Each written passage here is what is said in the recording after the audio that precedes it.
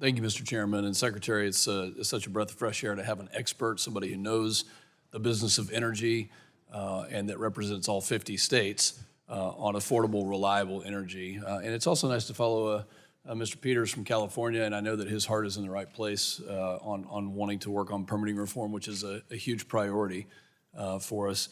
I'll start kind of small in our district. Thank you for the work on nuclear. And you have made tremendous strides and gains. As opposed to the previous administration, you are working on this. And as you know, the project in Texas with Abilene Christian University, Natura Energy, I know that DOE has been working very closely with that. And there's a couple of benefits. Number one, it's the added dispatchable power that we, when scaled, are going to receive from that. But number two, it's also a water issue as well, that the heat from this reactor and the technology from this reactor can help on desalination of water, especially in an area like West Texas where water is so critical. And I just wanted to get your thoughts on that current project before going into some other ideas. Yeah, I think that reactor at Abilene Christian is a perfect example about why we are going to have a nuclear renaissance this time. I would say at the federal government, we have commitment that we're going to do it. We're going to be more sensible on regulation. NRC is critical in that. We have great leadership at the NRC. I think they're doing great things. We are changing permit approvals in the DOE. We have used money appropriated by Congress. Thank you all, everyone here, for that, to spur new uranium enrichment, new fuel fabrication in this country. So we're doing everything we can from the government end, but we have great private efforts at universities and at businesses that are trying different and novel technologies, putting their own capital at risk, their time, their emotional energy into it.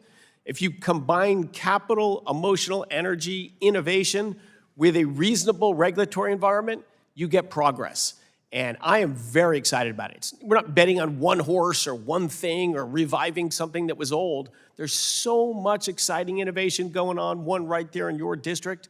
I went to college to work on nuclear energy. I've never been more optimistic about the future of nuclear than I am today.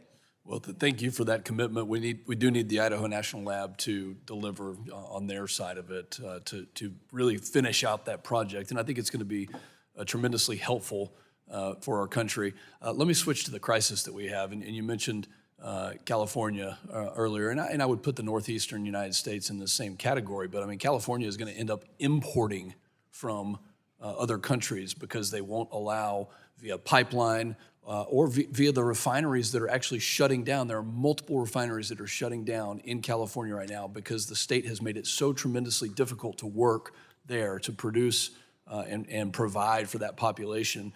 So I want to tie that with the efforts that Department of Energy is trying to do everything you possibly can and maybe give us a sense of some of the solutions legislatively that we can be thinking about so that there isn't a disaster in those coastal areas. It's serious concern about national security in California. Again, massive military assets there. We supply our forward bases in the Pacific out of the west coast of the United States.